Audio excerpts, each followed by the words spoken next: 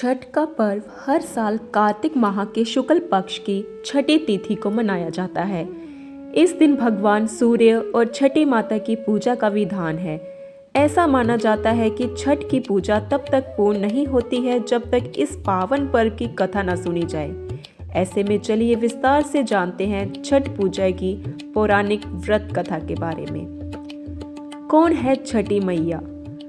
पौराणिक मान्यताओं के अनुसार छठी मैया को सूर्य देव की बहन और ब्रह्मदेव की मानस पुत्री माना जाता है।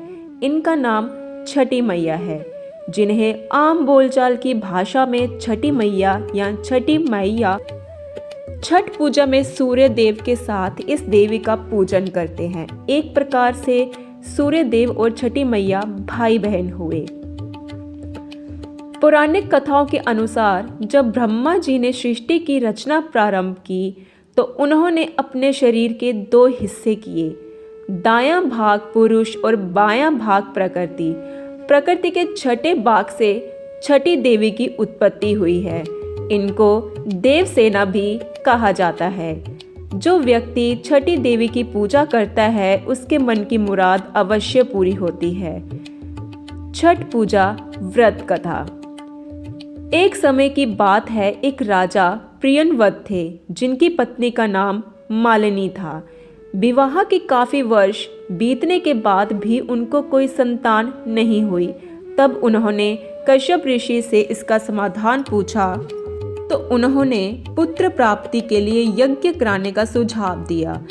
कश्यप ऋषि ने पुत्र प्राप्ति के लिए यज्ञ किया और राजा की पत्नी मालिनी को प्रसाद स्वरूप खीर खाने को दी। उसके प्रभाव से रानी गर्भवती हो गई, जिससे राजा प्रियनवत बड़े खुश हुए। कुछ समय बाद रानी ने एक पुत्र को जन्म दिया, लेकिन वह भी मृत पैदा हुआ। यह खबर सुनकर राजा बहुत दुखी हो गए। वे पुत्र के शव को लेकर शमशान गए और इस दुख के कारण अपना भी प्राण त्यागने का निश्चय कर लिया। जब वे अपना प्राण त्यागने जा रहे थे तभी देवी देवसेना प्रकट हुई। उन्होंने राजा प्रियनवत से कहा कि उनका नाम छठी है।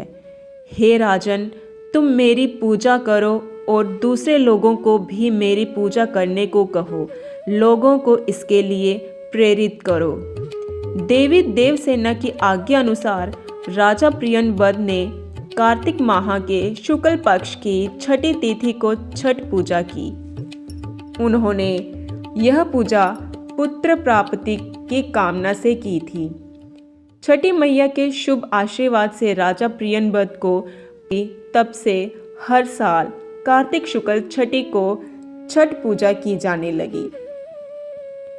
जो व्यक्ति जिस मनोकामना के साथ छठ पूजा का व्रत रखता है और उसे विधि विधान से पूरा करता है, छठी मैया के आशीष से उसकी मनोकामना अवश्य ही पूर्ण होती है।